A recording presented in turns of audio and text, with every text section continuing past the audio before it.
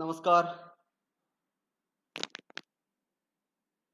शिवछत्रपती शिक्षण संस्था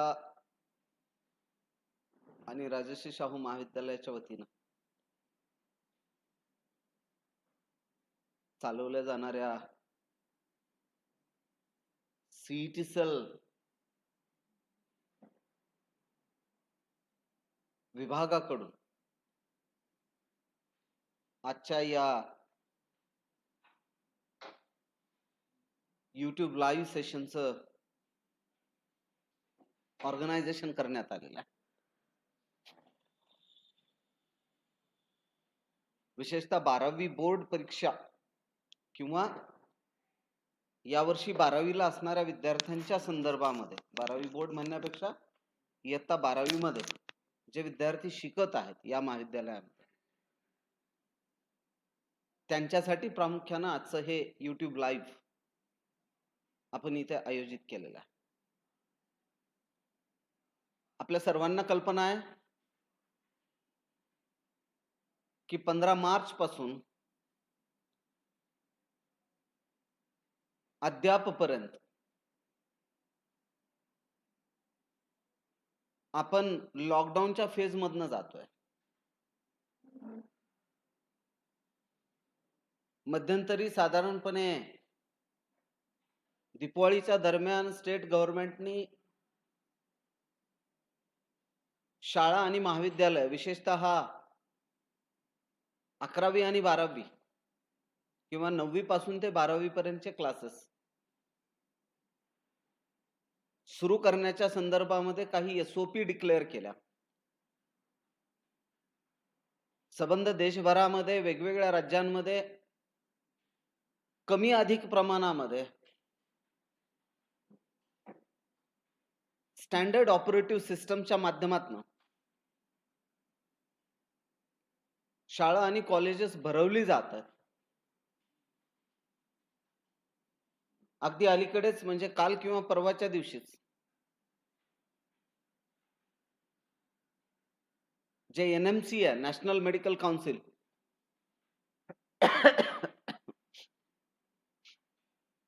त्यांनी सुद्धा देशभरातल्या वेगवेगळ्या राज्यातील मेडिकल कॉलेजेसना सुद्धा, विशेषतः मेडिकल कॉलेजेसच्या अनुषंगाने 1 डिसेंबर पासून हे कॉलेजेस कसे सुरू करता येतील या अनुषंगाने चाचपणी करणे, किंबहुना ती महाविद्यालय सुरू करणे यासाठी मार्गदर्शक सूचना जारी केलेल्या. आणि म्हणून मग हळूहळू आता आपल्याला आपलं कॉलेज शाहू महाविद्यालय, सीईटी सेल, 12वीचे वर्ग, प्रॅक्टिकल्स हे रिओपन करण्याच्या अनुषंगाने, पुनश्च सुरू करण्याच्या अनुषंगाने तयारी करणे किंवा आखणी करणे आणि त्या अनुषंगाने इम्प्लिमेंटेशन, हे 2-3 महत्वाचे मुद्दे आपल्याशी शेअर करण्यासाठी म्हणून आजचं हे YouTube लाईव्ह या ठिकाणी आपण ऑर्गनाइज केलेलं आहे.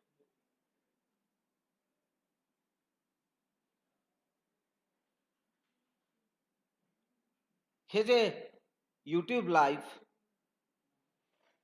आज घेण्यात आलेलं आहे किंवा घेत आहोत आपण, त्यामध्ये माझ्यासोबतच सीईटी सेलचे संचालक प्राध्यापक DK देशमुख सर हे देखील आपल्याला बोलणार आहेत, आपल्याशी संवाद साधणार आहेत.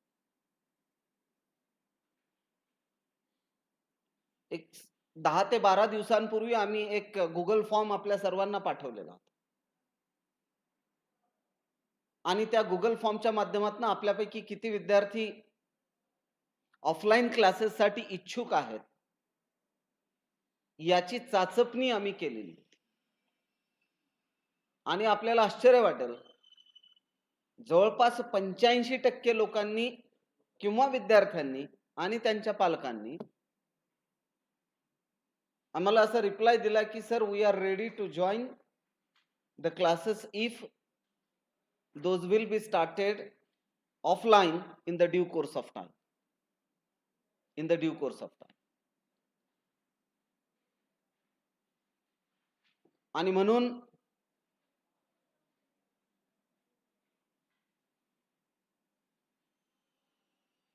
तो पहिला सर्वे आपण केला.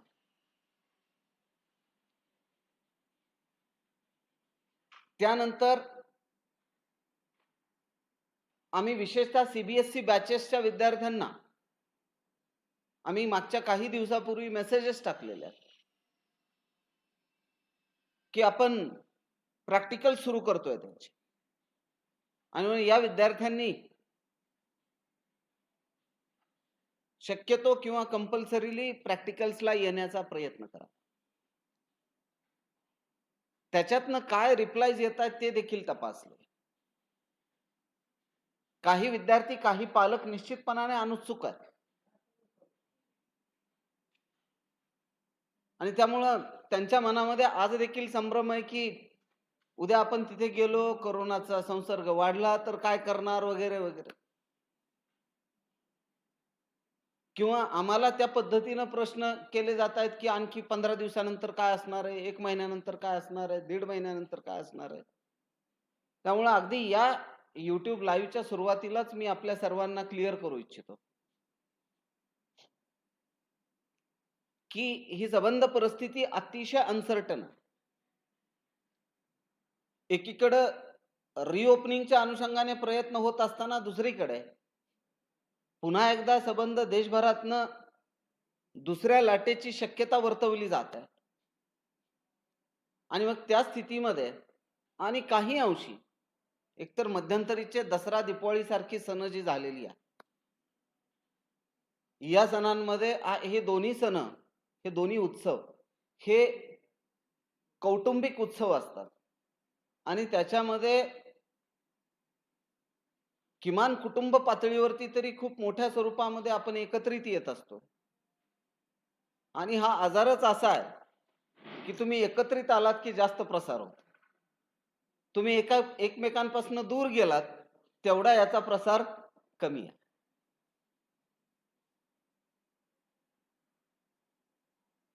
आणि गंमत अशी आहे की समाजशास्त्रामध्ये ज्या पद्धतीने सांगण्यात आलेलं आहे की माणूस हा समाजशील प्राणी आहे. We humans like to live in groups और इन सोसायटी. म्हणजे ज्याचा स्थायी भाव हा समाजामध्ये राहणं आहे, ग्रुपमध्ये राहणं आहे, त्या माणसांना आज आपल्याला सांगावं लागतंय की तुम्ही ग्रुपमध्ये राहू नका, समाजामध्ये राहू नका, समाजाशी थोडंसं फटकून वागा. म्हणजे बघा, कोरोना येण्यापूर्वी 9-10 महिन्यापूर्वी अशा एखादा एकलकोंडा माणूस असेल, म्हणजे एकट्या राहायचं ज्याला आवडत असेल त्याला आम्ही स्वमग्न म्हणायचो, स्वतःमध्ये मग्न असलेला व्यक्ती, आणि त्याला नावं ठेवली जायची, त्याच्यावरती टीका केली जायची. पण अशा पद्धतीचा स्वतः एकटा राहणारा माणूस जर आम्हाला दिसला तर it has become a good character, good moral of that particular human being. म्हणजे एथिक्स काळानुसार बदलत आहे, मॉरल्स काळानुसार बदलत आहे. आणि म्हणून आता आपण सर्वांनी एक गोष्ट जाणून घेणं गरजेचं आहे, बदलत्या परिस्थितीला आपल्याला ऍडजस्ट करावं लागेल, अकोमोडेट करावं लागेल. आम्हाला त्या परिस्थितीशी जुळवून घेणं हे अत्यंत गरजेचं. अदरवाईज मग खूप सारे कॉम्प्लिकेशन्स निर्माण होणार. आम्ही प्रयत्नपूर्वक खूप साऱ्या पालकांशी बोललोय, विद्यार्थ्यांशी बोललोय,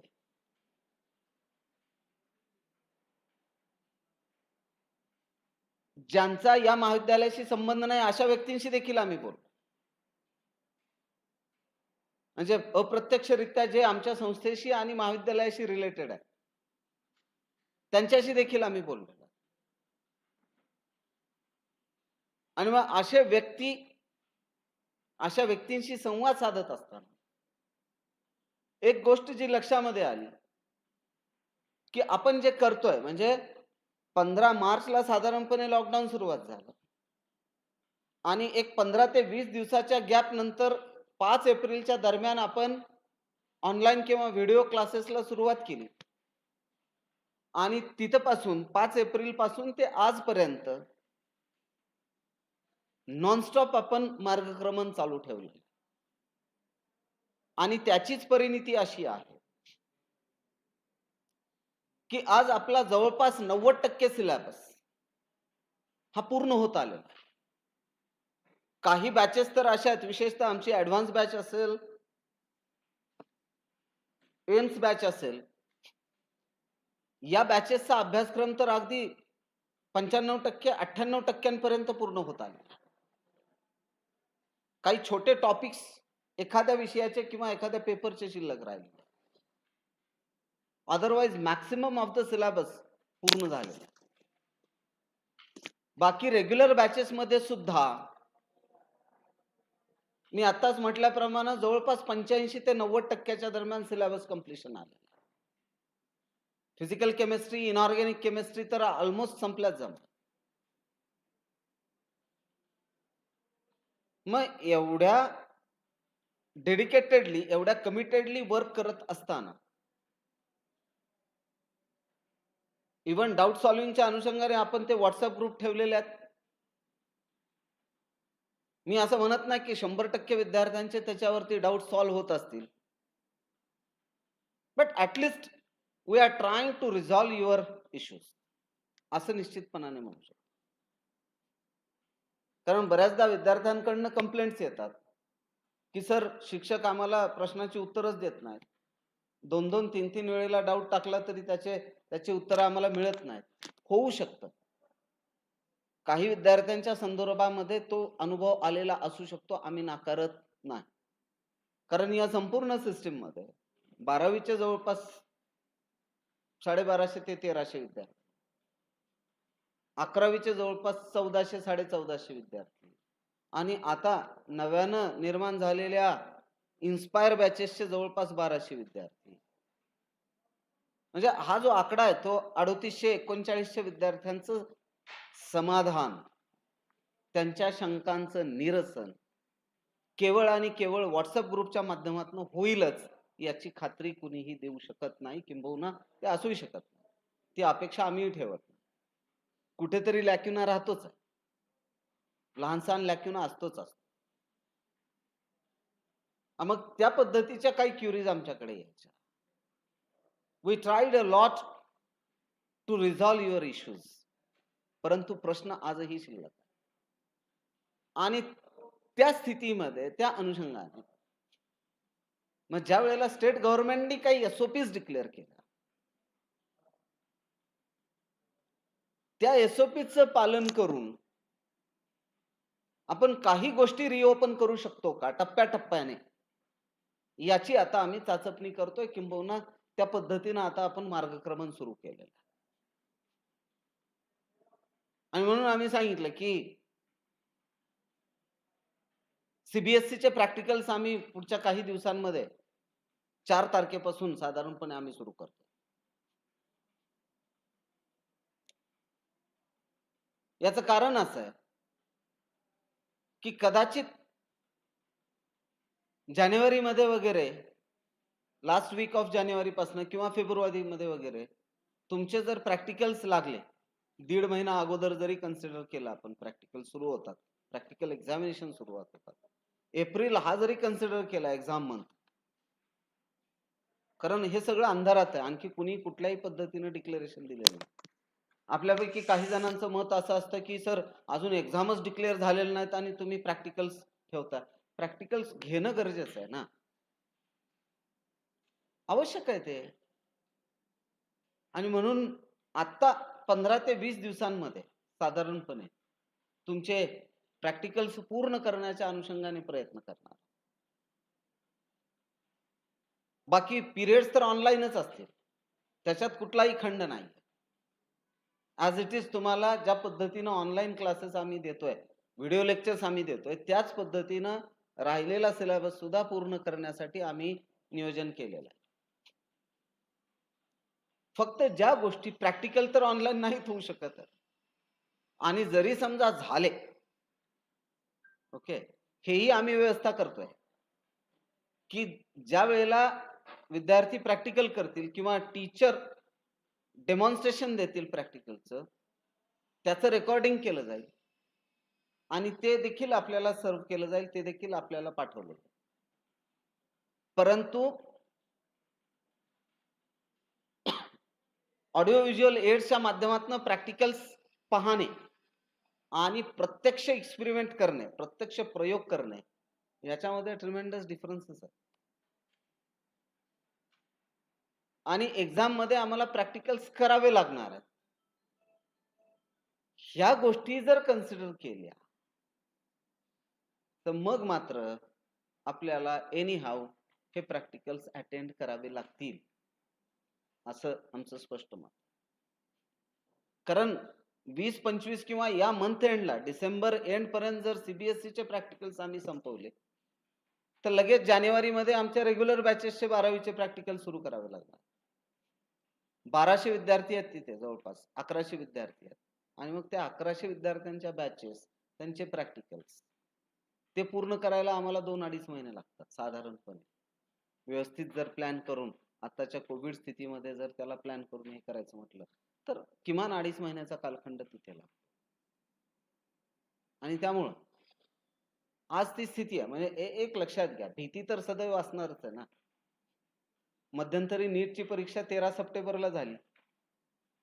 त्याही वेळेला ज्यांची कुणाची एक्झाम होती त्यांच्या मनामध्ये ती भीती होतीच. शासनाने मे मध्येच घेतली असती तर बरं झालं असतं. त्यावेळेला एवढा प्रसार तरी नव्हता. आता पीक वरती आहे आणि गव्हर्नमेंट एक्झाम घ्यायला लागलंय.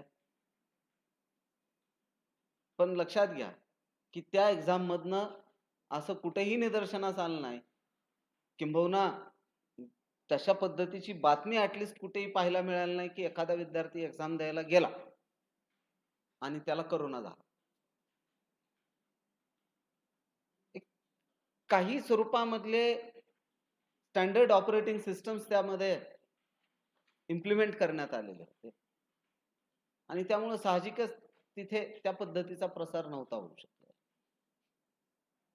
त्याच पद्धतीनं आता आम्ही अतिशय लिमिटेड विद्यार्थ्यांना इथं बोलवतोय. सीबीएसईचे विद्यार्थी किती आहेत? तर एक 250-260 विद्यार्थी. केवळ 260 विद्यार्थ्यांना, ती टप्प्याटप्प्यात 40 विद्यार्थ्याची एक बॅच या पद्धतीनं साधारणपणे आपण नियोजन करतोय. 40 ते 42 विद्यार्थ्याची एक बॅच. या 42 विद्यार्थ्यांमागे 2 आमचे नॉन टीचिंगचे कर्मचारी आणि 2 टीचिंगचे कर्मचारी, असे मिळून जवळपास 4 कर्मचारी, म्हणजे 10 विद्यार्थ्या मागे 11 विद्यार्थ्या मागे एक कर्मचारी. एक प्रॉपर डिस्टन्स मेंटेन करून आपल्या सर्वांकडनं ते प्रॅक्टिकल्स आम्हाला या ठिकाणी करून घ्यायचे. आणि म्हणून आपली उपस्थिती त्या ठिकाणी अत्यंत प्रार्थनीय आहे, हे आपण सर्वांनी लक्षात घ्या. मी समजू शकतो की काही लोकांच्या अडचणी आहेत, दूर कुठेतरी राहतात, रूम सोडल्यात, परंतु आता त्याचा पुन्हा एकदा विचार करावा लागेल ना. कारण पुढे काही दिवसानंतर सिलेबस संपला आणखी 1-1.5 महिन्यामध्ये की आपल्याला टेस्ट सिरीजला जावं लागेल. बोर्ड पॅटर्नच्या काही ऑफलाईन एक्झाम्स शक्य झाल्या तर 1-2 का होईना घ्याव्या लागतील. आणि मग आता परीक्षेचा कालखंड सुरू होणार आहे.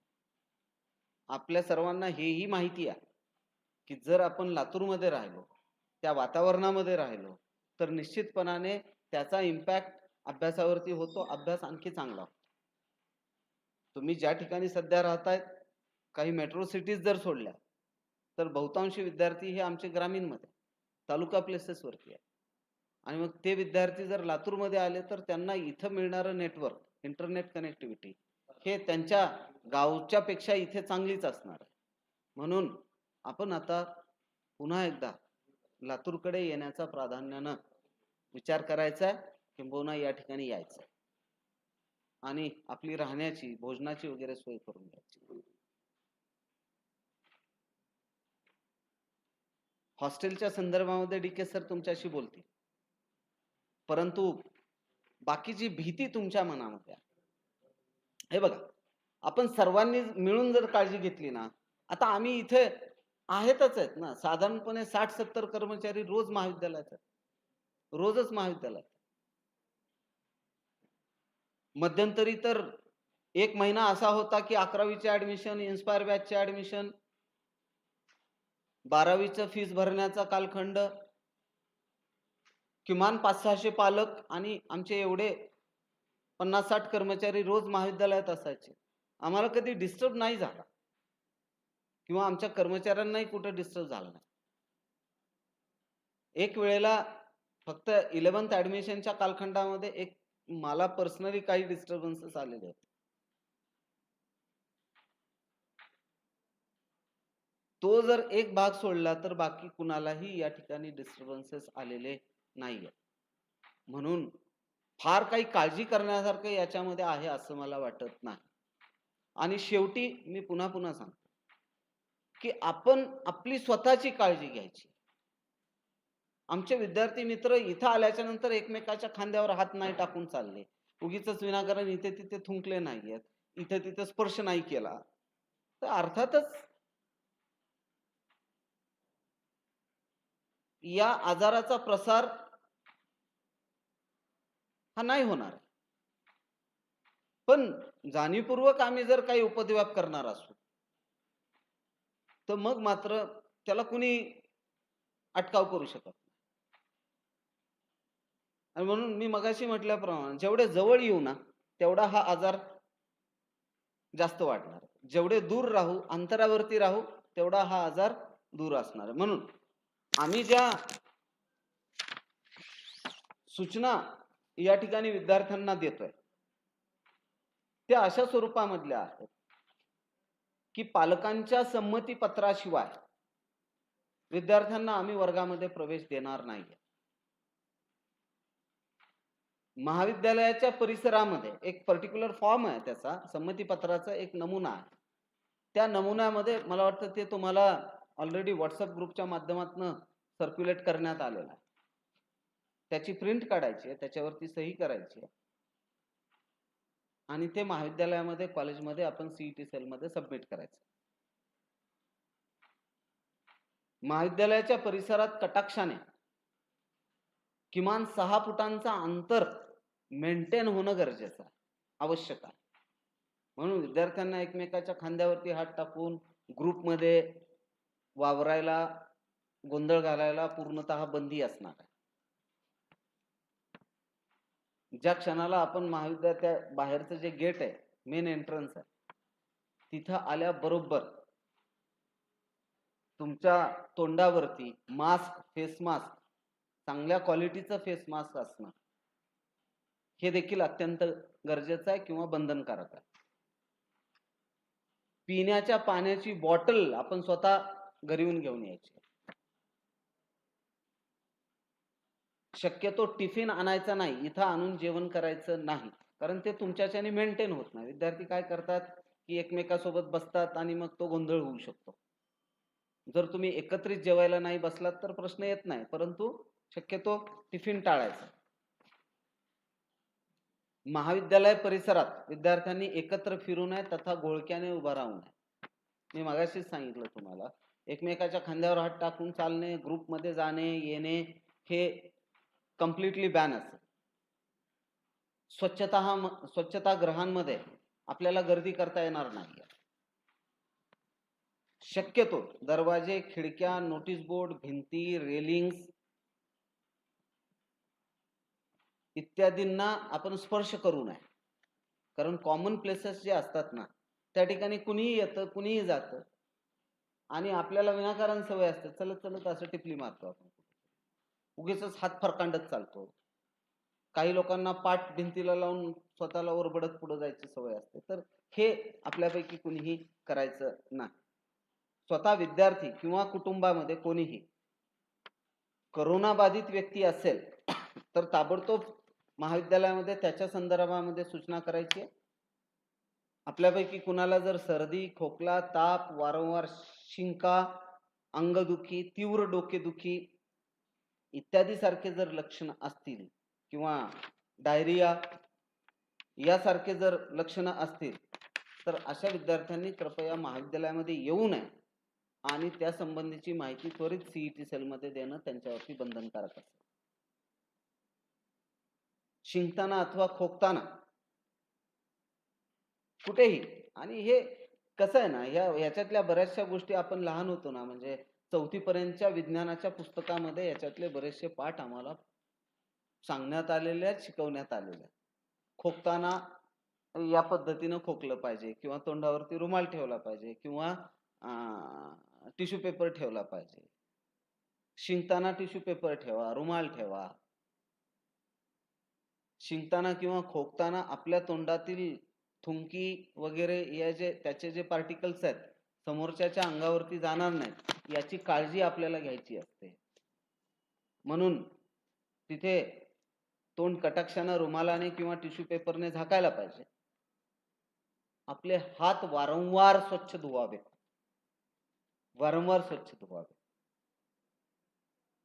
किंवा सॅनिटायझरच्या साह्यानं निर्जंतुकीकरण करायचं. स्वतःची एक सॅनिटायझेशनची बॉटल आपण सोबत ठेवायची किंवा छोटे अगदी आता हँडवॉश देखील मिळालेले आहेत. कारण दुसऱ्याची वस्तू घ्यायचीच नाही, आपण त्याला स्पर्श करायचंच नाही, आपली वस्तू आपल्यासोबत. प्रॅक्टिकलला येत असताना विशेषतः आपण सर्वांनी लक्षात ठेवा, ते ग्लोव्ज मिळतात यूज अँड थ्रोचे. 100 पेअर्स ग्लोव्ज हे हार्डली 200 रुपयामध्ये मिळतात तुम्हाला.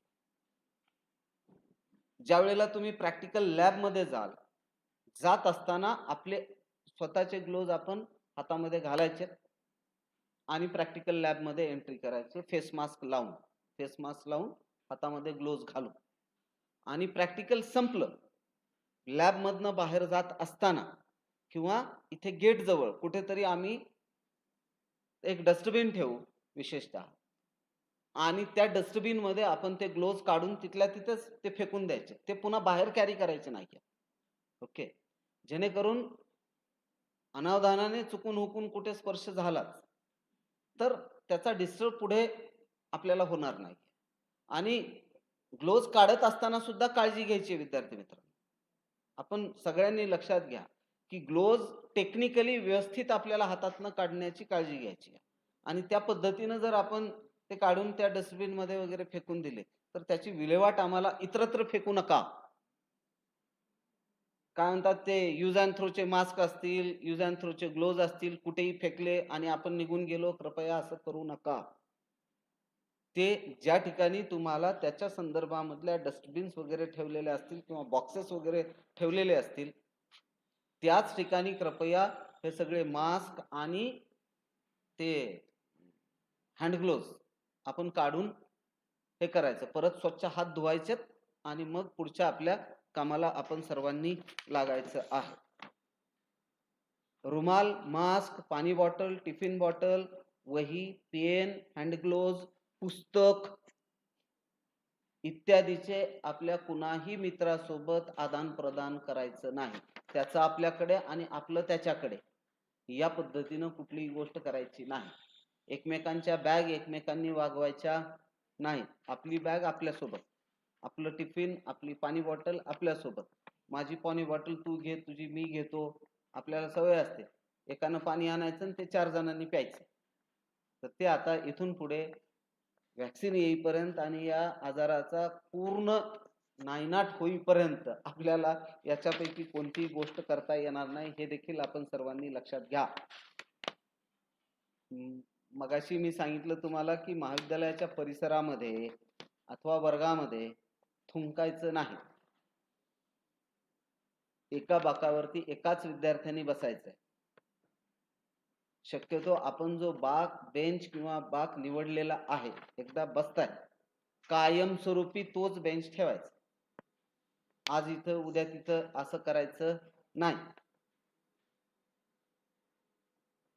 तासिका भरण्यापूर्वी किंवा संपल्यानंतर म्हणजेच बाहेर पडताना किंवा जिन्यातून खाली येताना वरती जात असताना, म्हणजे दुसऱ्या किंवा तिसऱ्या मजल्यावरती जात असताना, पहिल्या दुसऱ्या तिसऱ्या मजल्यावरती जात असताना विद्यार्थ्यांनी गर्दी करायची नाहीये, विशिष्ट अंतर राखूनच.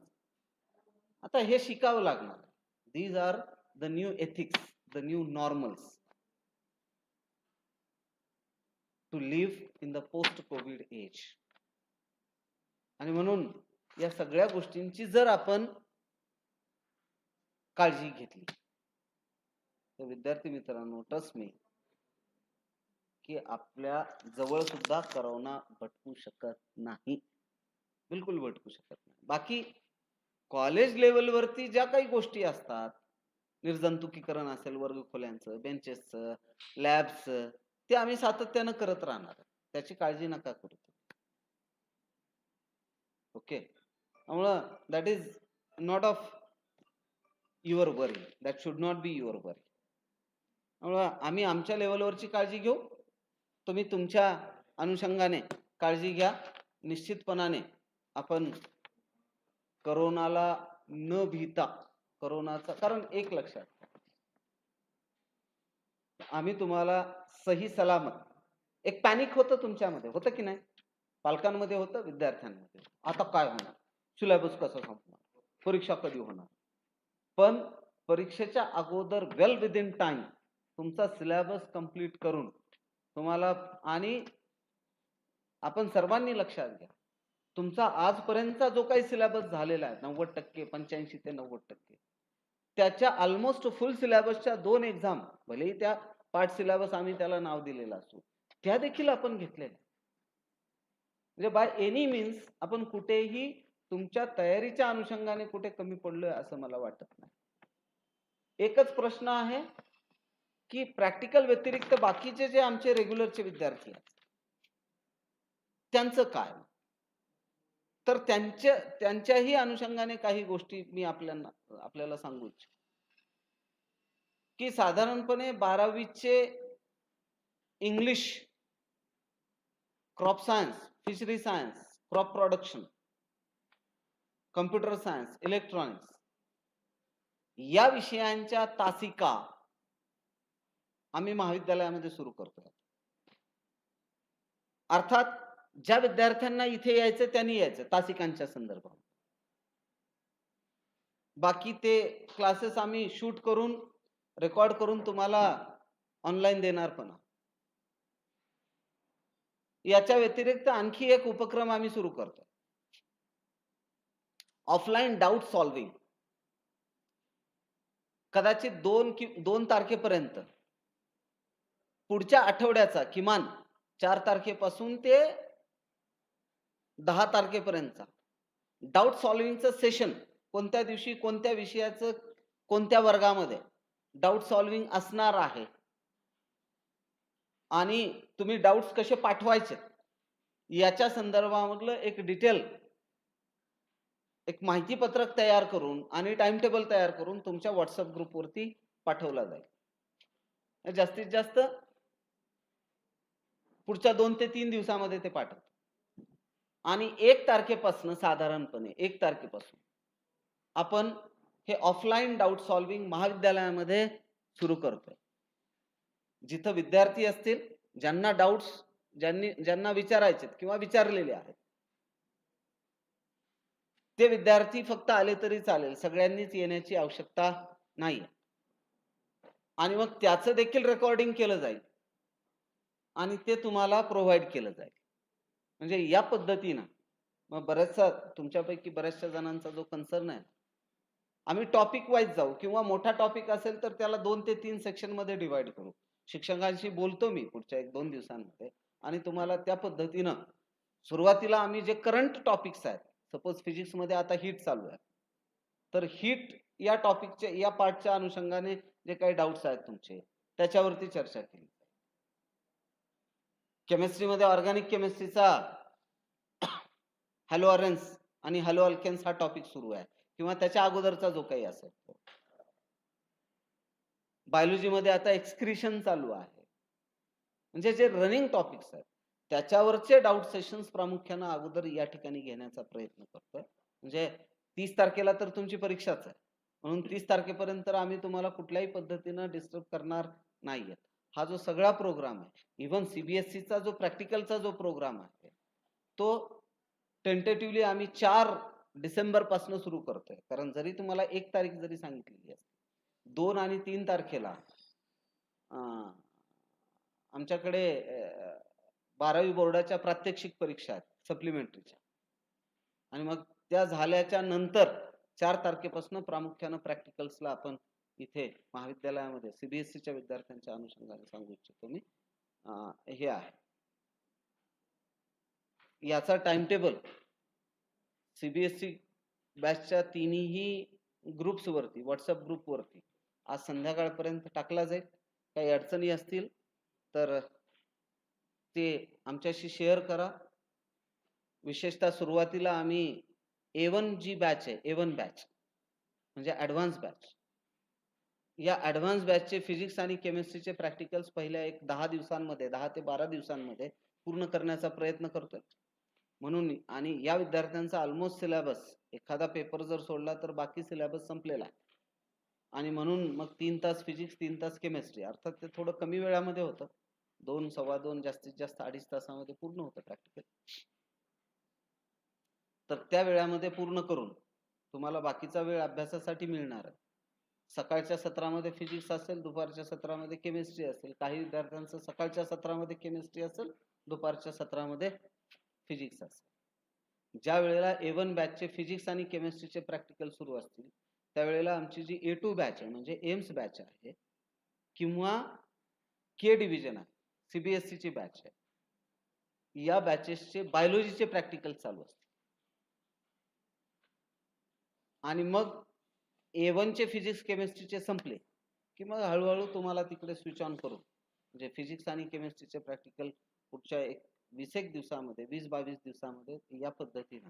आणि A1 बॅचचे फिजिक्स केमिस्ट्रीचे संपले त्याच्यानंतर तुमचं कम्प्युटर सायन्सचं प्रॅक्टिकल, या पद्धतीनं आपण प्रयत्न सुरू करणार आहोत. म्हणजे या पद्धतीनं आपण प्लॅन इम्प्लिमेंट करायचं ठरवलेलं आहे. आम्ही आमच्या पद्धतीनं काळजी घेतोय, तुम्ही तुमच्या पद्धतीनं काळजी घ्यावी ही अपेक्षा आहे. खूप साऱ्या विद्यार्थ्यांना सरांना बोलवलं, खूप साऱ्या विद्यार्थ्यांना प्रश्न असतो की प्रॅक्टिकल एकच दिवसाचं आहे का 2 दिवसाचं आहे. 1 आणि 2 दिवसामध्ये प्रॅक्टिकल होत नाही. ही काही एक्झाम नाही आहे प्रॅक्टिकलची, त्यामुळं त्याला किमान 3 आठवड्याचा कालखंड लागू शकतो, हे आपण सर्वांनी लक्षात घ्या. आणि आता आज नाही तर उद्या तुम्हाला इथे यावं लागणार आहे, कारण संपलेलं आहे. हे सगळी मोठी फेज आता संपत आलेली आहे. पुढच्या काही दिवसामध्ये वॅक्सिन आल्याच्या नंतर तर ते सगळंच हे झालेलं असेल. म्हणून या सगळ्या गोष्टींची काळजी घ्या आणि आपण अतिशय व्यवस्थित रिस्पॉन्स महाविद्यालयाला द्यावा अशी मी आपल्याकडनं अपेक्षा व्यक्त करतो. यानंतर मी सीईटी सेलचे संचालक सन्माननीय DK देशमुख सरांना विनंती करतो की त्यांनी आपल्याशी संवाद साधा. धन्यवाद.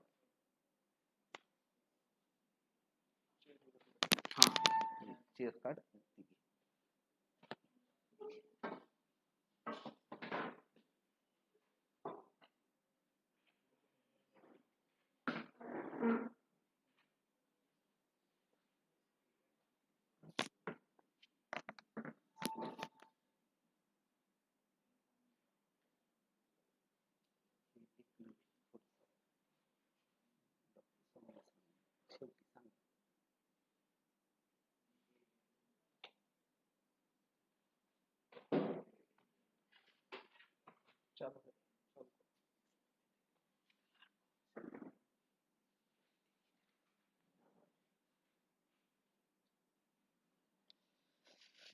नमस्कार, कशा आहात मित्रांनो? खूप दिवसापासून आठवण येते आणि एक तीव्रपणे तुमच्या भेटीची उत्सुकता आम्हा सर्वांना लागलेली आहे. कोविड नावाचं संकट दूर व्हायचं नाव घेत नाही आणि ते किती दिवसानंतर तो पाहुणा आपल्या विश्वातून बाहेर जाईल हे सांगता येत नाही. मग अशा अवस्थेमध्ये त्याचं अस्तित्व मान्य करून आपल्याला आपला शैक्षणिक जो कार्यक्रम आहे त्याला समोर जायचं आहे. या ठिकाणी पालक असतील तर पालकांना सुद्धा विनंती आहे की ह्या कोविडच्या सिच्युएशन मध्ये आपण सुद्धा खूप पॅनिक आहात आणि त्या अनुषंगाने आपल्या पल्ल्याची काळजी असणं आपल्याला साहजिकच आहे, स्वाभाविक आहे. परंतु आता हे किती दिवस आपण काळजी करणार आहोत? शेवटी कुठं ना कुठं तरी त्याच्याशी डील करणं आवश्यक आहे. आणि त्या अनुषंगाने महाराष्ट्र शासनाने जो निर्णय घेतला 23 डिसेंबर पासून वर्ग सुरू करायचा,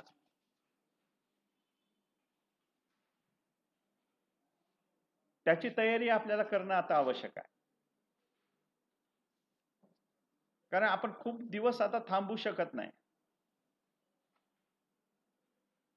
जेही संकेत मिळत आहेत केंद्र सरकारच्या ज्या काही एजन्सीज आहेत, नोडल एजन्सी, त्यांच्याकडनं,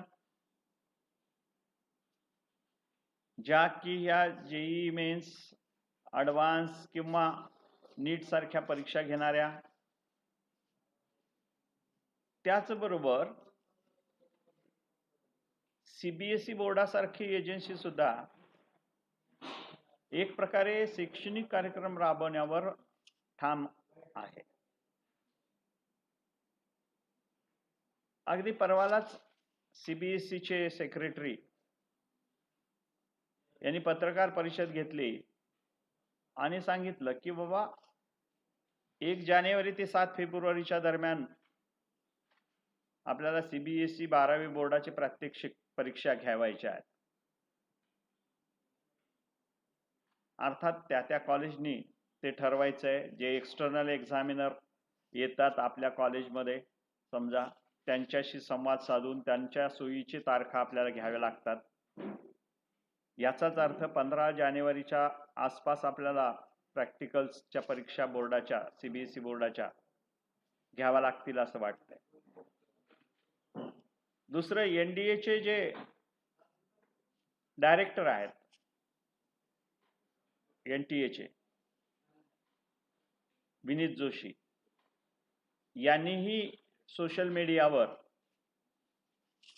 एक छोटासी क्लिप, व्हिडिओ क्लिप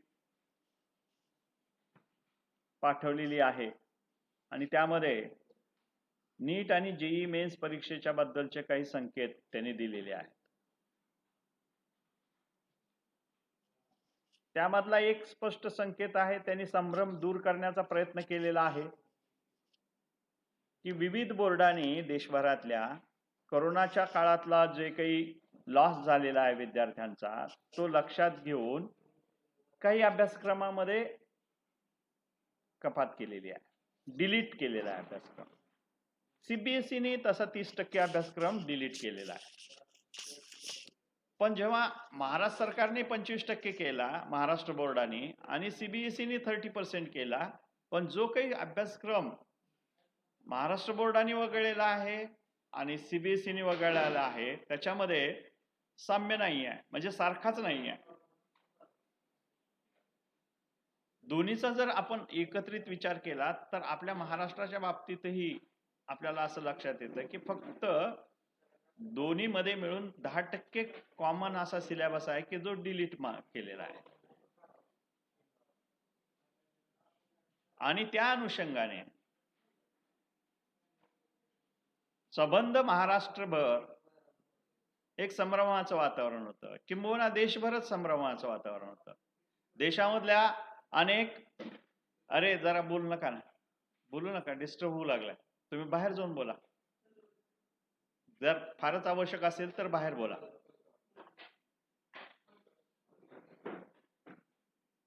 आवश्यक असेल तर बाहेर बोला.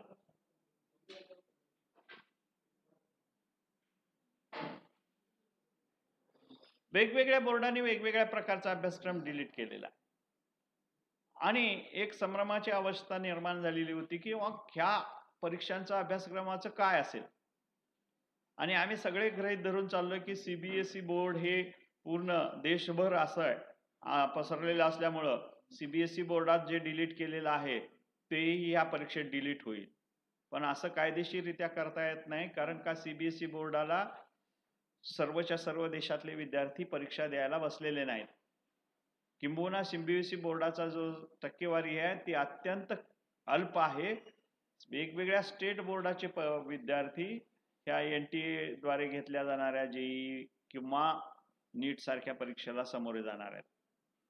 म्हणजे स्टेट बोर्ड 12वी मधून उत्तीर्ण होणाऱ्या विद्यार्थ्यांची संख्या सीबीएसई बोर्डाच्या विद्यार्थ्यांच्या संख्येने तुलनेने खूप जास्त आहे.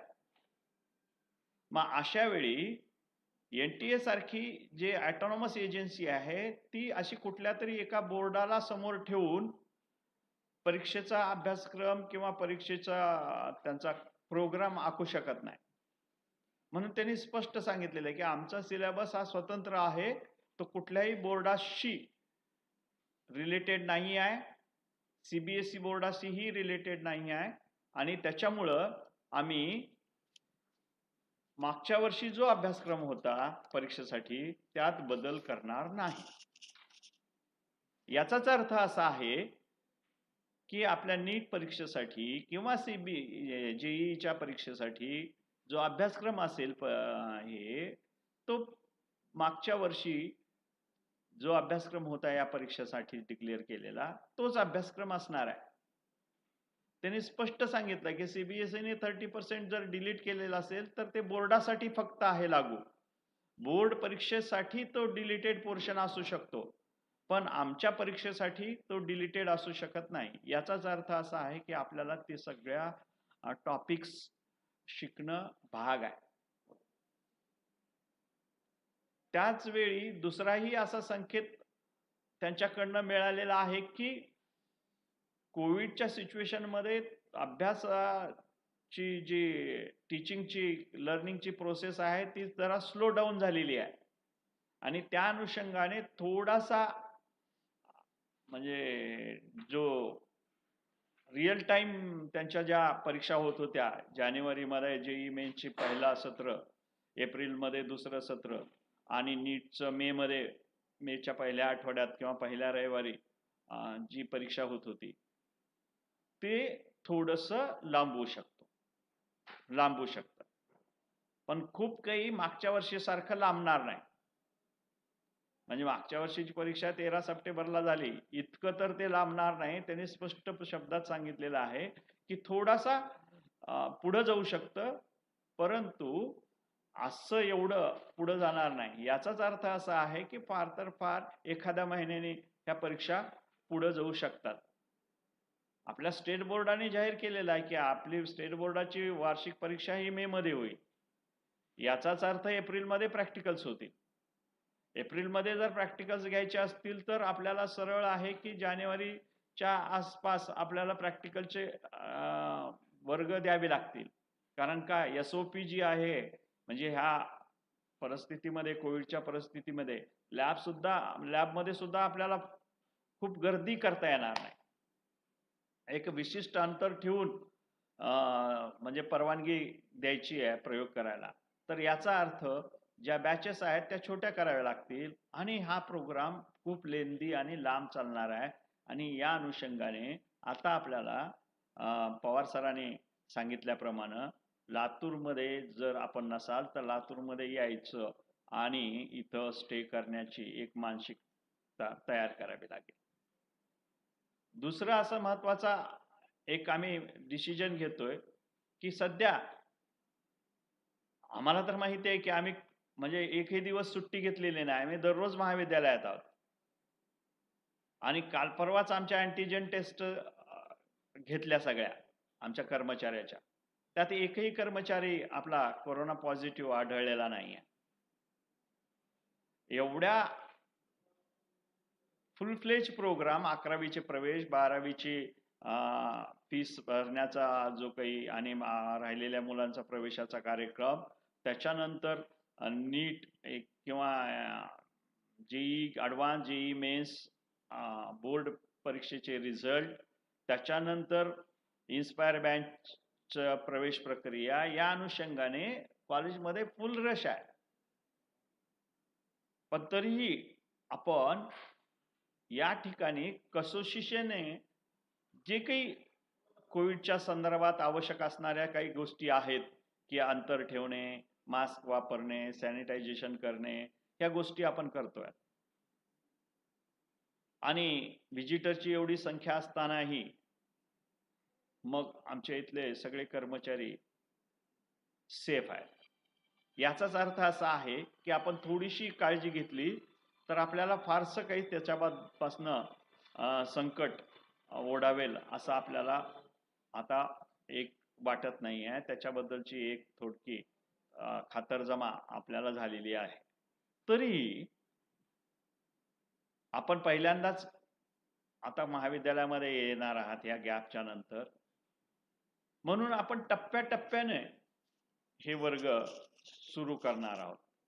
त्यात पहिला टप्पा 12वीचा CBSE बोर्डाचे प्रॅक्टिकल्स आता इमिडिएट इफेक्ट पासून 4 जानेवारी पासून सुरू होणार आहेत. त्याचा टाइम टेबल तयार झालेला आहे. तो टाइम टेबल आपल्याला मिळेल. तो खरं तर 1 तारखेपासूनच आपल्याला सुरू करायचा होता, पण 2 आणि 3 तारखेला सप्लिमेंटरीच्या प्रॅक्टिकल परीक्षा आपल्या कॉलेजमध्ये असल्यामुळं आपल्याला ते 2 दिवस घेता येणार नाहीत.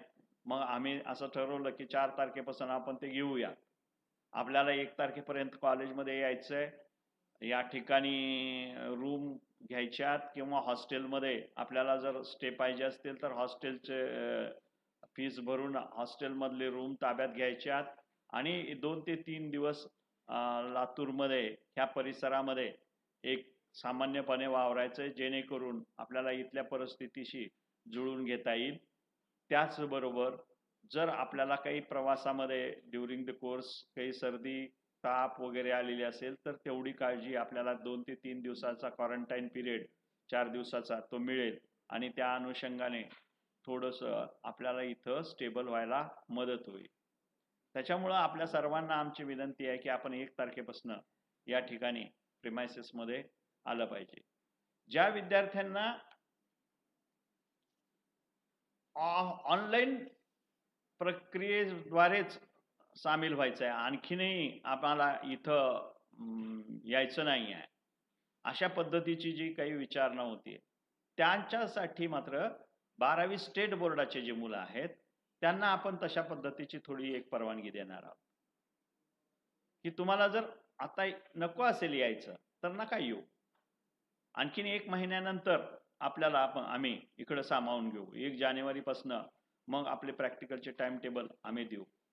पण जेही विद्यार्थी ऑफलाईनचा पर्याय स्वीकारणार आहेत आणि जे इथं येणार आहेत, इथल्या रीडिंग रूमचा फायदा घेण्यासाठी, इथल्या लायब्ररीचा फायदा घेण्यासाठी किंवा इथं जे DSPचे पिरियड चालणार आहेत वर्गामध्ये, डाऊट सॉल्विंगचे पिरियड, ते डाऊट सॉल्विंग पिरियडच्या मधनं भाग घेण्यासाठी किंवा शक्य झालं तर आपण इथं जे विद्यार्थी येतील त्यांची ऑफलाईन परीक्षा विशेषतः नीटच्या संदर्भामध्ये ती जर आपण घेऊ शकलो तर ती आपण इथं घेणार आहोत.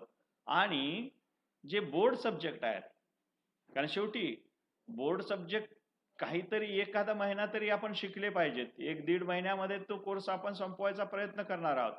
परंतु या परिस्थितीमध्ये असं तर आपल्याला करता येत नाही की ह्याचे ऑनलाईन क्लासेस द्या. ह्याचे ऑनलाईन क्लासेस देणं शक्य नाही आहे. त्याचे क्लासेस इथंच आपल्या ह्याच्यामध्ये होणार आहेत प्रिमायसेसमध्ये, आणि ते क्रॉप सायन्स, फिशरी सायन्स किंवा तिकडं electronics, computer science, crop production, वेगवेगळ्या SEL, इंग्लिश, हे जे सब्जेक्ट आहेत ह्या सब्जेक्टच्या तासिका या दरम्यान आपण सुरू करणार आहोत. म्हणजे 4 तारखेपासून आपण त्या सुरू करणार आहोत. म्हणजे CBSE बोर्डाचे practicals plus doubt solving period आणि जे काही बोर्ड सब्जेक्ट आहेत इंग्लिश आणि कॉम्प्युटर सायन्स आणि हिंदी ते विषय असतील. आणि आमच्या 12वी स्टेट बोर्डाच्या जे मुलं आहेत त्या मुलांच्यासाठी मग आपल्याला हे जे बोर्डचे सब्जेक्ट आहेत त्या बोर्ड सब्जेक्टचे पिरियड्स आणि मी सांगितल्याप्रमाणे डाऊट सॉल्विंग चा पिरियड, परीक्षा, रविवारच्या परीक्षा, ह्या सगळ्या ऑफलाईन पद्धतीने आपल्याला घ्यायच्या.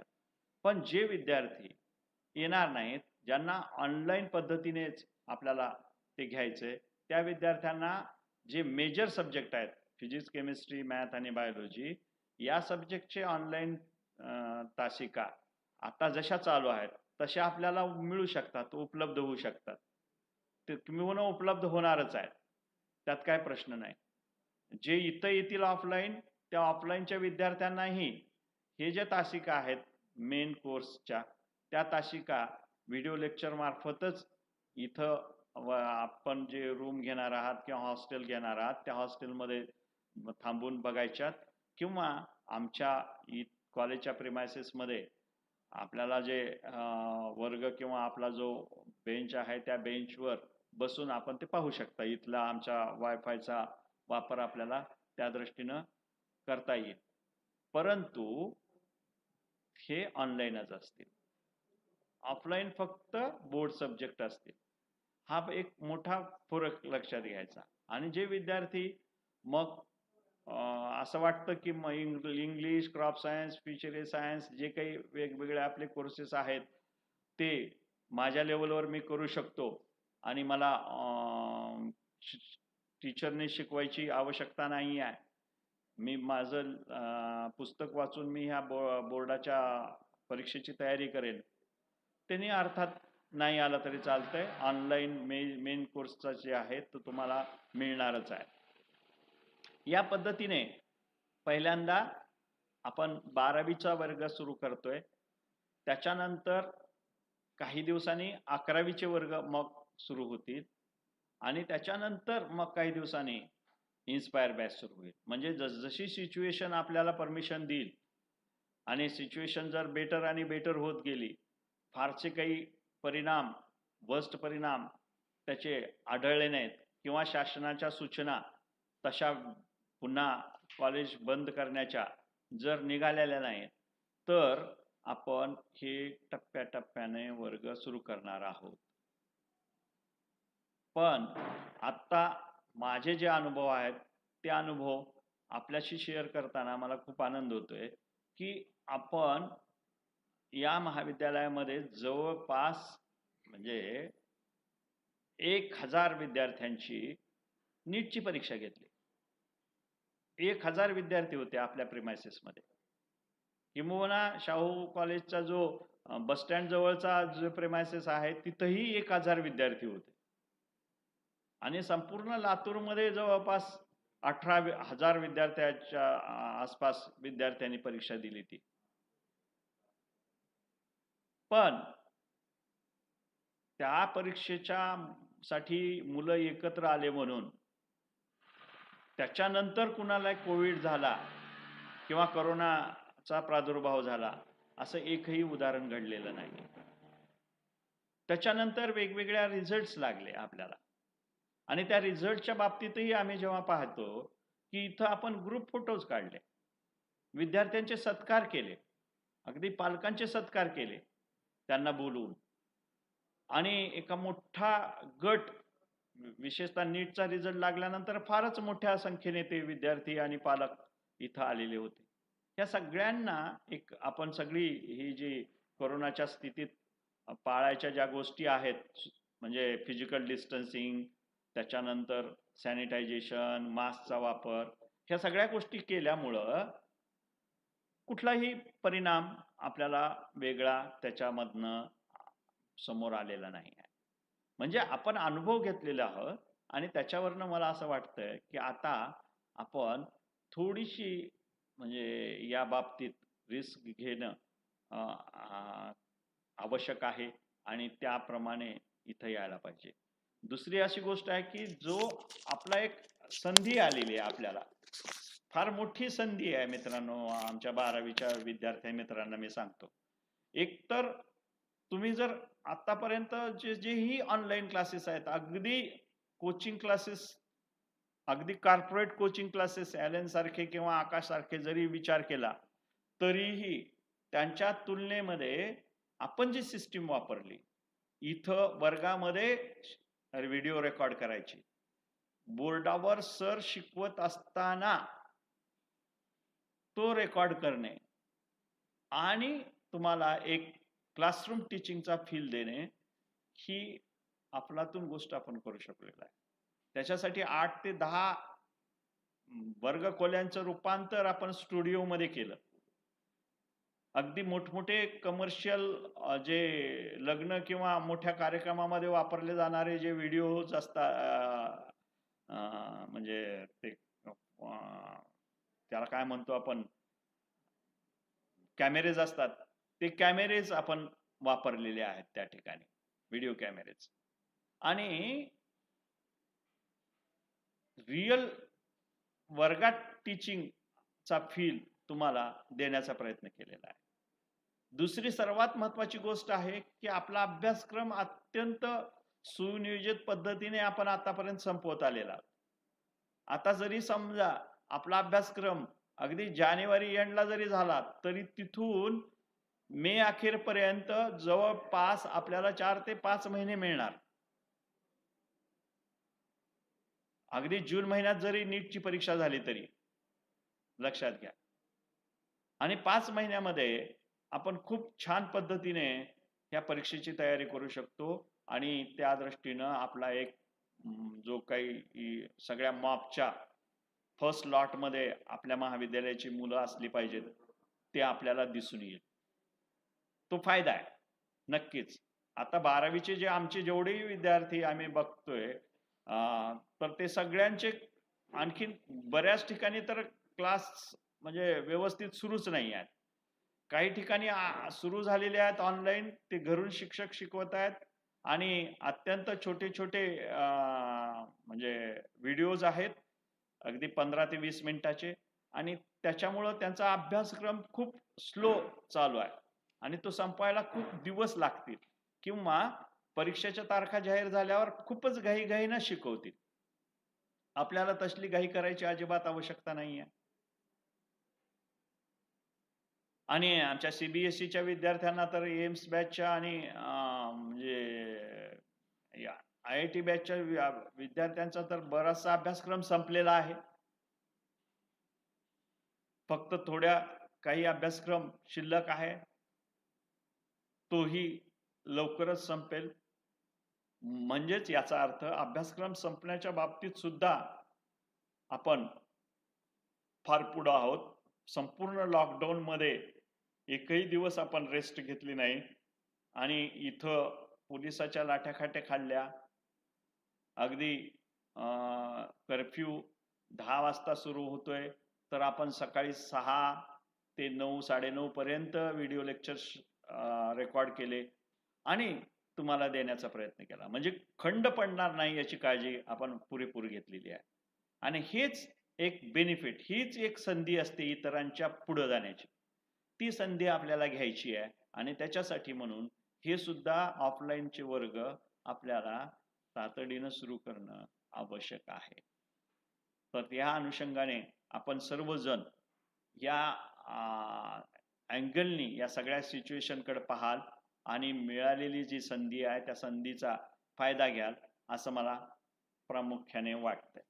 आत्ता मित्रांनो, आपण मधल्या काळामध्ये महाविद्यालयापासून दूर असल्यामुळं 12वी आउटगोईंग बॅचचं काय झालं, उडत उडत काही बातम्या आपल्यापर्यंत आलेल्या असतील, परंतु एक जो काही निकाल आपल्याला जाहीर झाला वेगवेगळ्या पद्धतीचा, त्याचा एक म्हणजे आढावा ज्याला काय म्हणू आपण, तो एक आढावा म्हणजे सक्सेस 2020 ॲट ग्लान्स आपल्या समोर ठेवण्याचा प्रयत्न करतोय, जेणेकरून तुम्हाला परत एकदा तो हुरूप यायला पाहिजे आणि शाहूची परंपरा पुढं चालू ठेवण्याचा आणि त्याच्यामधला एक भाग बनण्याचा आपण सर्वांनी प्रयत्न केला पाहिजे. त्या अनुषंगाने एक एक रिझल्ट्स थोडक्यामध्ये गोषवारा त्याचा मी तुमच्या समोर ठेवतोय. जेई मेन्स 2020 चा फायनल रिझल्ट जो आहे, एकूण जेई मेन्स ही परीक्षा आपल्याकडे इंजिनिअरिंग ग्रुपला विद्यार्थी कमी आहेत, तुम्हाला सगळ्यांना माहितीच आहे. तर 215 विद्यार्थ्यांनी ही परीक्षा दिलेली होती आपल्या कॉलेजमध्ये. त्यापैकी 158 विद्यार्थी हे ॲडव्हान्ससाठी पात्र ठरले. आपल्याला माहिती आहे की जेईई मेन्स मधनं टॉप 2.5 लाख विद्यार्थ्यांना देशातल्या ते जेईई ॲडव्हान्स परीक्षेसाठी पात्र ठरवतात. तर जेईई ॲडव्हान्ससाठीची जेईई मेन ही स्क्रीनिंग टेस्ट आहे. तर सगळ्यात मोठं जेईई मेन्स मधलं यश कशात मोजलं जातं, तर ॲडव्हान्ससाठी किती पात्र ठरले. तर 215 पैकी 158 विद्यार्थी पात्र ठरले. याचाच अर्थ जो सक्सेस रेशो आहे तो जवळपास 63.92% आहे. म्हणजे जवळपास 64% विद्यार्थी इंजिनिअरिंग ग्रुपचे आमचे ॲडव्हान्ससाठी पात्र ठरले. अर्थात ॲडव्हान्सच्या बॅचमध्ये फार कमी होते. जेईई ॲडव्हान्सची आपल्याकडे बॅच आहे, त्या बॅचमधले विद्यार्थी फार कमी होते. पण मग हे कोण झाले, तर जेईई मेन्स आणि सीईटीच्या बॅचमधले काही विद्यार्थी ॲडव्हान्ससाठी पात्र ठरले. आणि तुम्हाला आणखीनही मला सांगायला खूप आनंद होतोय की NIT ज्या आहेत, नॅशनल इन्स्टिट्यूट ऑफ टेक्नॉलॉजीज, NITचे म्हणजे IITच्या नंतरच्या खालोखाल असणाऱ्या ज्या काही किंवा काही IITच्या अगदी बरोबरीने असणाऱ्या काही ज्या इन्स्टिट्यूट आहेत NITs, त्या NITs मधले प्रवेश जेईई मेन्सच्या कोर्सवर होतात. ह्या तुम्हाला सर्वांना माहिती आहे. तर हे जे ॲडमिशन्स आहेत, त्या ॲडमिशनसाठी आवश्यक असणाऱ्या ज्या काही गोष्टी आहेत त्यातला सर्वात मोठा म्हणजे पर्सेंटाईल. तर जेईई मेन्समध्ये 90% पेक्षा जास्त पर्सेंटाईल असणाऱ्या विद्यार्थ्यांची संख्या जवळपास आपल्याकडे 96 आहे. म्हणजे मागच्या वर्षीच्या 2019च्या तुलनेत ही 30 ते 40% जास्त आहे. म्हणजे एवढ्या जास्त संख्येने जेईई मेन्समध्ये आमचे विद्यार्थी हायर मार्क्स घेऊन पास झालेले आहेत आणि निश्चितपणे या मुलांना त्याचा फायदा आता प्रवेशामध्ये झालेला आहे. आणखीनही ती प्रवेश प्रक्रिया चालू आहे, परंतु खूप सारे प्रवेश झालेले आहेत आणि एक मोठी यादी आहे की IIT मध्ये कोण गेलं, कुठल्या IIT ला कुठे गेलं, एवढं मी सांगत बसत नाही. इथं आल्यानंतर ते तुम्हाला पाहायला मिळेल.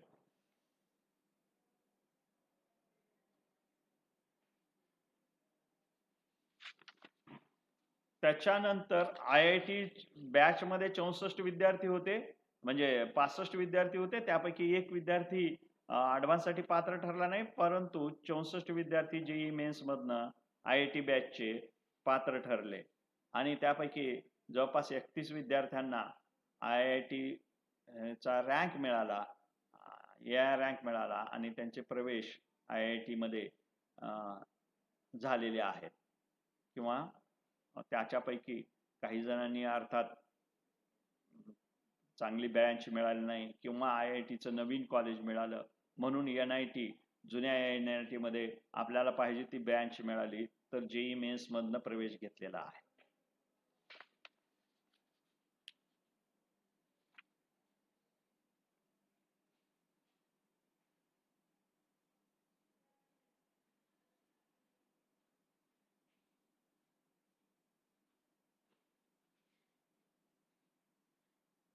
नीटच्या बद्दल, नीट जी परीक्षा झाली, जी की मेडिकलच्या साठी आवश्यक असणारी जी परीक्षा आहे, त्या परीक्षेमध्ये साधारणपणे आपल्या महाविद्यालयाच्या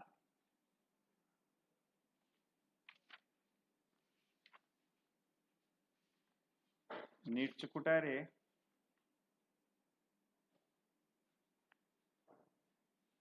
प्रशांत, नीटचं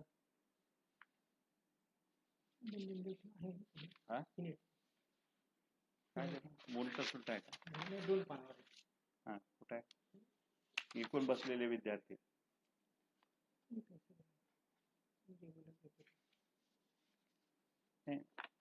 नीट मध्ये बसलेले विद्यार्थी. हा,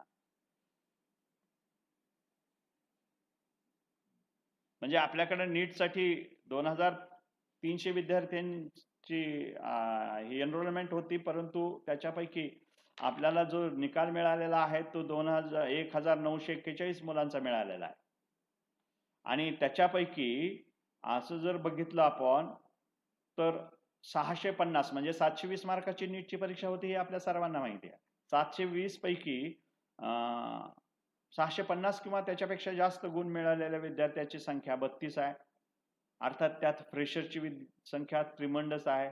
जवळपास या 32 पैकी 23 विद्यार्थी हे फ्रेशर्स आहेत आणि 9 विद्यार्थी हे इन्स्पायर बॅचचे आहेत. 600 पेक्षा जास्त गुण असणारे विद्यार्थ्याची संख्या आहे 205. हे लक्षात घ्या मित्रांनो, गेल्या वर्षी म्हणजे 2019ला फक्त 51 विद्यार्थी होते की ज्यांना 600 पेक्षा जास्त गुण होते. पण या वर्षी आपल्या महाविद्यालयातनं एक रेकॉर्ड तयार केलं. हे एवढं मोठं रेकॉर्ड तयार झालेलं आहे की आता इथून पुढच्या बॅचच्या साठी ते चॅलेंज आहे की 205 विद्यार्थ्यांना 600 पेक्षा जास्त गुण मिळालेले आहेत.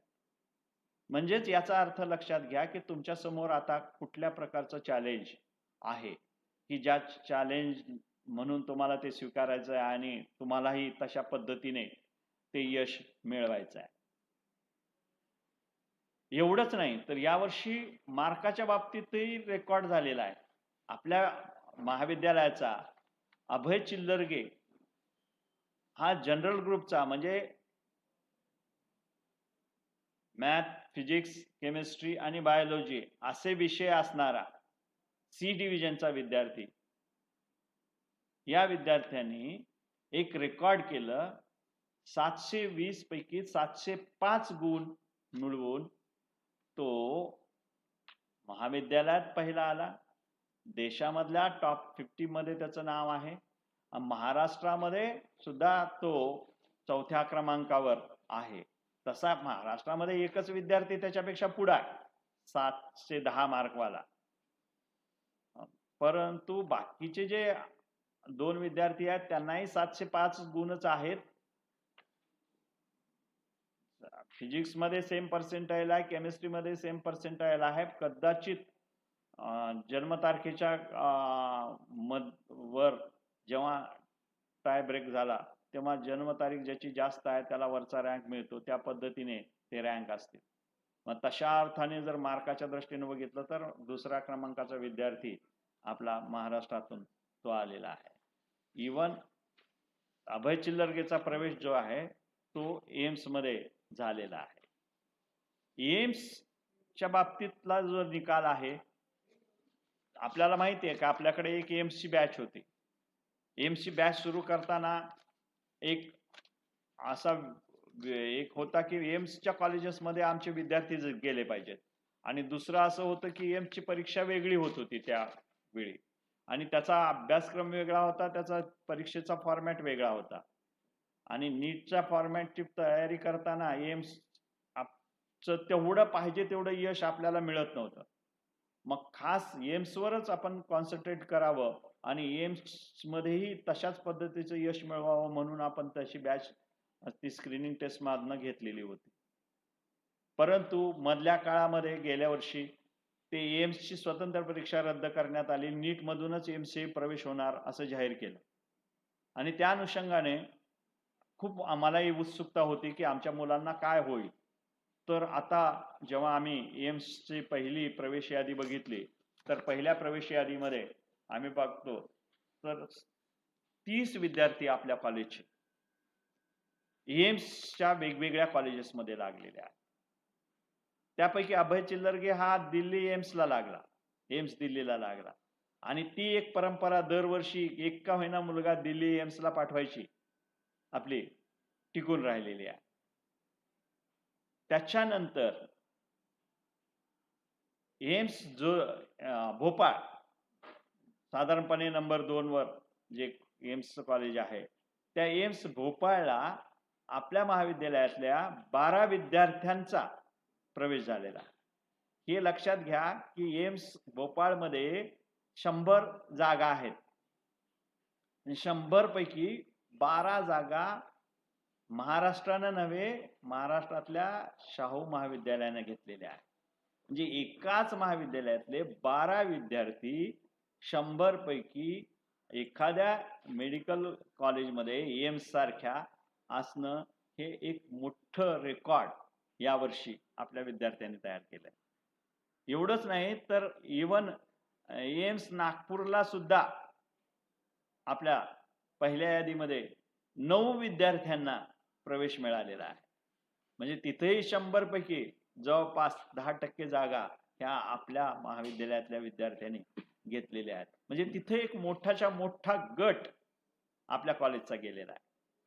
आणि ह्याच जो काही मार्ग या विद्यार्थ्यांनी दाखवलेला आहे त्याच्यावरनं आपल्याला आता जायचं आहे. आणि त्याच्यासाठी म्हणून जग जेव्हा झोपलेलं आहे तेव्हा आपल्याला प्रवासाला सुरुवात करायची आहे. तरच आपल्याला सर्वात पुढे राहण्याची संधी मिळेल. आणि त्याच्यामुळं जगात काय होईल आणि कधी होईल सुरुवात ह्याची वाट बघण्याची आपल्याला आवश्यकता नाही आहे. महाराष्ट्रातल्या इतर कॉलेजेसमध्ये काय होतंय ह्याचं आपल्याला काहीही देणं घेणं नाही आहे. आपल्याला इतरांच्या पेक्षा पुढे राहायचं असेल तर इतरांच्या पेक्षा अगोदर प्रवासाला सुरुवात करायची आहे. आणि ती ऑलरेडी झालेली आहे. मी तुम्हाला सांगितलं की अभ्यासक्रम ऑलरेडी आपला संपत आलेला आहे आणि तोही चांगल्या पद्धतीने संपत आलेला आहे. जो डिलीटेड भाग आहे बोर्डाच्या दृष्टिकोनातून आपल्याला माहिती नाही आहे, परंतु आणखीनही नीट किंवा जेई मेन्सचा ऑफिशियल तसाच तो सिलेबस या वर्षीसाठीचा जाहीर झालेला नाही आहे.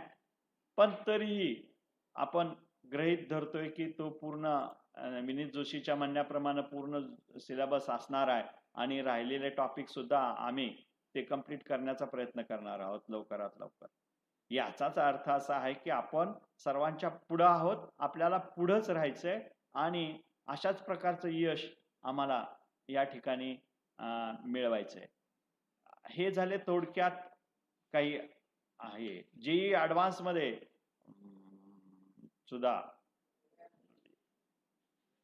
34 विद्यार्थी साधारणपणे पहिल्या यादीमधनं वेगवेगळ्या IITs कॉलेजमध्ये आणि NITs कॉलेजमध्ये मिळून तर एकूण 73 विद्यार्थी आतापर्यंत प्रवेशित झालेले आहेत. म्हणजे एकूण इंजिनिअरिंग ग्रुपच्या 73 विद्यार्थ्यांनी ऑलरेडी वेगवेगळ्या नॅशनल लेवलच्या इंजिनिअरिंग कॉलेजेसमध्ये प्रवेश घेतलेला आहे. त्याच्यापैकी काही जणांनी IIT मध्ये प्रवेश घेतलेला आहे, काही जणांनी NITs मध्ये प्रवेश घेतलेला आहे, काही जणांनी IITs मध्ये प्रवेश घेतलेला आहे. असे वेगवेगळ्या ठिकाणी आपले विद्यार्थी घेतलेले आहेत. आयसर मध्ये काही विद्यार्थी गेलेले आहेत. म्हणजे खूप छान पद्धतीचं यश दोन्हीही कोर्सेसमध्ये आपल्याला मिळालेलं आहे. त्याच अनुषंगाने 11वीची प्रवेश प्रक्रिया ही ऑनलाईन झाली, परंतु सर्वात अगोदर आपली पूर्ण झाली आणि ऑनलाईनची आणखीन 11वीचे प्रवेश संबंध राज्यामध्ये पेंडिंग पडलेले असताना 1.5 महिन्यापासून आपले वर्ग सुद्धा सुरू झालेले आहेत. आणि ह्याही वर्षी पालकांनी आणि सर्व विद्यार्थ्यांनी आपल्या जो शाहूचा पॅटर्न आहे त्याच्यावर पूर्ण विश्वास ठेवला आणि त्याच्या अनुषंगाने ती प्रक्रिया अत्यंत चांगल्या पद्धतीने लवकरात लवकर पूर्ण झाली. एवढंच नाही तर इन्स्पायर बॅचही पूर्ण झालेले आहेत. इन्स्पायर बॅचचीही प्रवेश प्रक्रिया पूर्णपणे संपलेली आहे आणि त्याचाही 1 महिन्यापासून अभ्यासक्रम सुरू झालेला आहे. हे अर्थात हे सगळे ऑनलाईन आहेत आणि याचाच अर्थ की आपल्या महाविद्यालयामध्ये अत्यंत चांगल्या पद्धतीने आपण हे शैक्षणिक आपला कार्यक्रम अजेंडा राबवत आहोत. याला कोरोनासारखी बिमारी अडथळा येऊ शकत नाही, होऊ शकत नाही, हे आपण सिद्ध करून दाखवलेलं आहे. तुम्हीही घरी बसून ते सिद्ध करून दाखवलेलं आहे. आम्हीही महाविद्यालयामध्ये येऊन, परंतु मी सांगितल्याप्रमाणे व्यवस्थित काळजी घेऊन स्वतःची, कारण का सगळ्यात अगोदर आपल्याला स्वतःची काळजी असते. स्वतःची काळजी घेऊन आम्ही पूर्णपणे कुठलाही याचा बाऊ न होऊ देता याला एक संधी म्हणून त्याच्याकडे बघितलं आणि त्या संधीमध्ये स्वतःला सिद्ध करायचा प्रयत्न केलेला आहे. आणि मला वाटतंय की आपण त्यामध्ये यशस्वी होऊ शकतो जर तुमची साथ असेल तर. म्हणून पालक मित्रांना माझी कळकळीची विनंती आहे की थोडंसं आता ही भीती कोरोनाची आपल्या मनामधून घालून टाका. काळजी नक्की घेतली पाहिजे, पण भीती त्याची बाळगली नाही पाहिजे. इथंही महाविद्यालयामध्ये आमच्याकडून ज्याही स्वच्छतेच्या बाबतीत असतील किंवा सॅनिटायझेशनच्या बाबतीत असतील, त्या काळज्या आम्ही घेणारच आहोत. आपल्याला जर वसतिगृहामध्ये प्रवेश घ्यायचा असेल, मुलांसाठीचं तर वसतिगृह फार कमी आहे. जे ऑलरेडी तुम्ही 11वीतले विद्यार्थी आमच्या मुलांच्या वसतिगृहात आहात, त्यांना कंटिन्यू करायचं असेल तर ताबडतोब यावं लागेल आणि आपले वसतिगृहातले प्रवेश निश्चित करावे लागतील. अन्यथा आपण दुसऱ्या विद्यार्थ्याला फर्स्ट कम फर्स्ट सर्व बेसिसवर ते हॉस्टेल देणार आहोत. विद्यार्थिनीसाठीचे हॉस्टेल आपले मोठ्या प्रमाणावर आहेत. ज्याही विद्यार्थिनी आमच्या 11वी मध्ये आमच्या वसतिगृहात होत्या, त्या विद्यार्थिनींनी आपले प्रवेश निश्चित करायचे आहेत जर वसतिगृहामध्ये आपल्याला प्रवेश घ्यायचा असेल. आणि वसतिगृह सोडून जर स्वतंत्र रूम करायची असेल किंवा दुसरीकडे कुठं शिफ्ट व्हायचं असेल तर आपल्याला ताबडतोब आम्हाला इथं कळवावं लागेल. आपल्या ज्या रूम्स आहेत त्या रूम्स मधलं आपलं सामान ताबडतोब रिकामं करावं लागेल, कारण आम्हाला त्या रूम्स आता दुसऱ्या विद्यार्थ्यांना द्यायच्या आहेत. आणि तुम्हाला जर घ्यायच्या असतील तर तुम्ही ताबडतोब लवकरात लवकर इथं या आणि त्याचे प्रवेश निश्चित करा. हे प्रवेश घेत असताना अर्थात आतापर्यंत जे काही महिने झालेले आहेत त्याची कुणीही फीस कुठलीही आम्ही तुमच्याकडनं घेणार नाही. इथून पुढे राहिलेल्या महिन्यांची फीस आपल्याकडनं घेणार आहोत. साधारणपणे असा समजतो की जुलै अखेरपर्यंत जास्तीत जास्त ही नीट नावाची परीक्षा आपली होईल. याचाच अर्थ 2021 मधले 7 महिने आणि 2020चा डिसेंबर महिना असा एकूण 8 महिन्याची ती हॉस्टेलची फीस आपल्याकडून आकारली जाईल. मेसच्या फीस मध्येही साधारणपणे 8 महिन्याची जी फीस असते त्याला 4 महिन्याची पहिल्यांदा घेणार आहोत, 4 महिन्याची नंतर घेणार आहोत. या पद्धतीने हे हॉस्टेलचे प्रवेश आपल्याला इथं येऊन तातडीनं पूर्ण करायचे आहेत. आणि ज्या विद्यार्थ्यांना बाहेर रूम करायची आहे त्या पालकांनी अगदी 1 तारखेपर्यंत आपण इथं या. 1 तारखे ते 2-3 तारखेपर्यंत रूम पाहणं आणि त्या ठिकाणी सेटल होणं ह्या सगळ्या काळजी घ्या. मेस अगदी SOPचा वापर करून आपण सुरू करतोय. त्या मेसमध्येही आम्ही शक्यतोवर काळजी घेऊ. बाकी आपल्या सर्वांना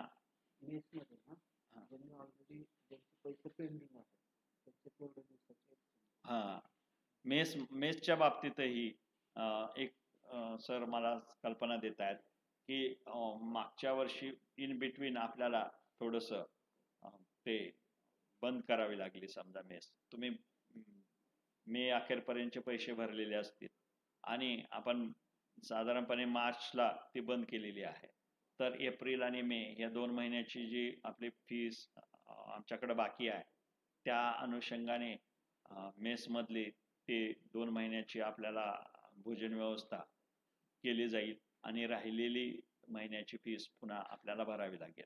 म्हणजे ज्या मुलं ऑलरेडी मेसमध्ये होते आणि ज्यांची मेसचे काही पैसे आमच्या संस्थेकडे शिल्लक आहेत त्या अनुषंगाने तेवढ्या दिवसाचे मेसचे पैसे आपल्याला भरण्याची आवश्यकता असणार नाही. परंतु ही फॅसिलिटीज फक्त डिसेंबर आणि जानेवारी महिन्यातच असेल. तुम्ही जर मार्चमध्ये आलात आणि माझं मागच्या वर्षीचं म्हणलात तर त्यावेळी ते आपल्याला वापरता येणार नाही. तुम्ही आत्ता येणार असाल आणि आत्ता मेसमध्ये त्याचा फायदा घ्यायचा असेल तर आपल्याला तो फायदा निश्चितपणे मिळेल. पण तुम्ही ज्या महिन्यात याल तिथून मला पुढे द्या म्हणलं तर तो हिशोब आपल्याला ठेवता येत नाही. रोज वेगवेगळ्या वेळी आलेल्या विद्यार्थ्यांना तशा पद्धतीची फॅसिलिटी आपल्याला प्रोव्हाइड करता येणार नाही. तुम्ही 1 जानेवारीपासून जॉईन झालात तर फक्त 1 महिन्याच्यासाठी तुम्हाला मिळेल जर तुमचे 2 महिन्याची आमच्याकडे बाकी असेल, किंवा आता जर जे आलात तर 2 महिन्याची तुम्हाला ती मेस आमच्याकडनं ती तुम्हाला सेवा उपलब्ध होईल. या पद्धतीने ते आपण करतोय. या ठिकाणी 2 डॉक्टर्सची अपॉइंटमेंट केलेली आहे. तुम्हाला माहिती नसेल, एक डॉक्टर तर तुम्हाला माहिती आहेच की आपले जे मेंटर आहेत आपल्याला मोटिवेशन करतात, आपल्याला अभ्यासाच्या दृष्टीनं वेगवेगळे तंत्र शिकवतात, ते आमचे डॉक्टर खूप पण आपले फिजिकल फिटनेस ठेवण्यासाठी, आपल्याला शारीरिक दृष्टिकोनातून निरोगी ठेवण्यासाठी दुसऱ्या एक डॉक्टर मॅडम आपण इथं अपॉइंटमेंट केलेल्या आहेत. त्या तुमची करोनाच्या संदर्भात किंवा कुठल्याही आजाराच्या संदर्भात काळजी घेतील. विशेषतः त्या म्हणजे एक दिवस आड पूर्ण दिवसभर आपल्या महाविद्यालयात उपस्थित असणार आहेत आणि इमर्जन्सीमध्ये अगदी समजा मंगळवारी त्या अब्सेंट असणार असतील आणि मंगळवारी एखादी इमर्जन्सी असेल तर इमर्जन्सीमध्ये आपण त्यांना इथं बोलून घेऊ शकतो. पण सोमवार, बुधवार आणि शुक्रवार अशा पद्धतीने त्या डॉक्टरीन मॅडम या ठिकाणी असणार आहेत. याचाच अर्थ तुमच्या आरोग्याची काळजी घेण्याचा आमचा पूर्ण प्रयत्न आहे. त्यामुळं कुठल्याही प्रकारची भीती न बाळगता आपण सर्वांनी या ठिकाणी यावं. त्याचबरोबर एक जागतिक आरोग्य तज्ञाबरोबर सौम्या स्वामीनाथन, म्हणजे ज्या तुम्हाला माहिती असेल की इंडियन ओरिजिन आहेत आणि WHO च्या मुख्य वैज्ञानिक आहेत. वर्ल्ड हेल्थ ऑर्गनायझेशन जी कोविडच्या संदर्भामध्ये म्हणजे हे करती आहे, सगळं जगावरचं नियंत्रण त्यांच्याकडे आहे किंवा जगाला मार्गदर्शन करण्याचं काम करते आहे. त्या त्या मुख्य वैज्ञानिक आहेत डॉक्टर सौम्या स्वामीनाथन आणि डॉक्टर रंजना कुमार. ह्याही लेडी डॉक्टर आहेत, आरोग्य तज्ञ आहेत. दे वॅक्सिन अलायन्स त्या संदर्भात त्या जिनेवावरून आपल्याशी बोलणार आहेत. दी व्हॅक्सिन अलायन्स नावाची एक संस्था आहे, त्या संस्थेतल्या आरोग्य तज्ञ आहेत आणि मराठीतून त्या आपल्याला संवाद साधणार आहेत. त्या जिनेवामधनं ह्या दोघीही बोलणार आहेत. तो जो कार्यक्रम आहे तो शनिवार दिनांक 28 नोव्हेंबर रोजी दुपारी 4:30 वाजता आहे आणि तो जो लाईव्ह प्रोग्राम आहे तो आपण सर्वांनी अटेंड करावा. फेसबुक लाईव्ह आहे, तर फेसबुक लाईव्ह साठीचा जो त्याचा लिंक आहे ती लिंक आमचे राहुल देशमुख आपल्या व्हॉट्सअपवर तुम्हाला शेअर करतील. आपण पालकांनाही आणि विद्यार्थ्यांनाही विनंती आहे की त्यांनी हा जो जगातल्या सर्वोत्कृष्ट जागतिक आरोग्य तज्ञ जे भारतीय महिला आहेत आणि ज्या मुख्यत्वे ह्या कोरोनामध्ये मोठं काम करतायत, एक व्हॅक्सिन अलायन्स संस्थेमध्ये आहेत आणि दुसऱ्या हुच्या मुख्य वैज्ञानिक आहेत, त्यांच्याशी जो काही लाईव्ह त्यांचे जे मार्गदर्शन आहे ते आपण त्याचा जरूर लाभ घ्यावा असं मला वाटतं. facebook.com/SRTV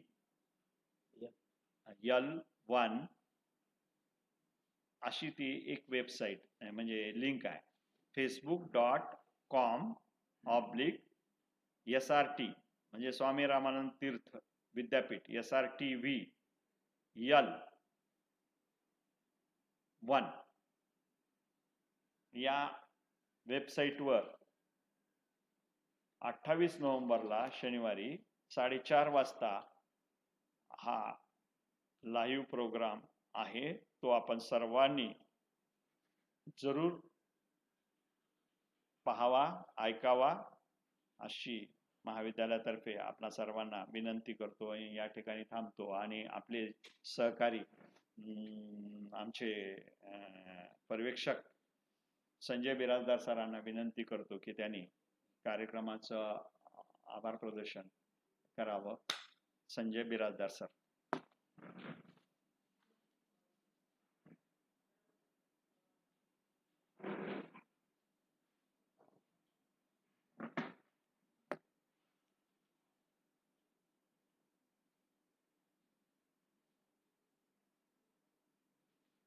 नमस्कार विद्यार्थी मित्रांनो, खूप दिवसांनी आपली या कॅमेरामधून का होईना भेट होत आहे आणि आता लवकरच प्रत्यक्षात आपली भेट होणार आहे. आजच्या या बैठकीमध्ये अतिशय सुंदर आणि खूप डिटेलमध्ये आपणाला सुरुवातीला सतीश पवार सर आणि नंतर DK देशमुख सर यांनी खूप चांगलं मार्गदर्शन केलं. मी जास्त काही बोलणार नाही, कारण खूप वेळ झालं आपण हे ऐकत आहात.